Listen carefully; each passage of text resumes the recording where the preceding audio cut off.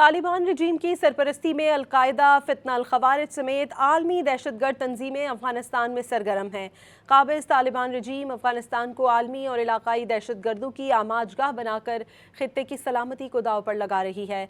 अक़वाम मुत्तहिदा के साबिक ओहदेदार Edmund फेटन brown ने अफगान तालिबान, अलकायदा और फितना अल-खवारिज का सह फरीकी इत्तेहाद आश्कार कर दिया। अफगान मीडिया आमू टीवी से गुफ्तगू में अक़वाम एडमंड फेटन ब्राउन ने कहा कि तालिबान रजीम अलकायदा को अफगानिस्तान में महफूज पनागाहें, तरबियत और भर्ती के मौक़े फराहम कर रही हैं। अफगान तालिबान, अलकायदा और फितना अल-खवारिज कलअदम TTP को पाकिस्तान में सरहद पार हमलों की इजाज़त देते हैं। फितना अल-खवारिज, अफगान तालिबान और अलकायदा के दरमियान इत्तेहाद कायम है जो पाकिस्तान के अंदर सरहद पार हमले कर रहा है।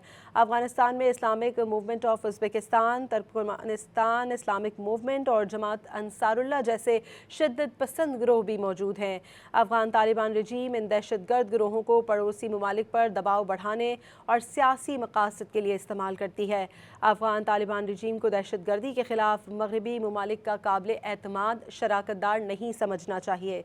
माहिरीन के मुताबिक अफगान तालिबान, अलकायदा और फितना अल-खवारिज की सरपरस्ती और सरहद पार हमलों की इजाज़त देकर आलमी मुआहदों की खुली खिलाफ वर्जी कर रहे हैं।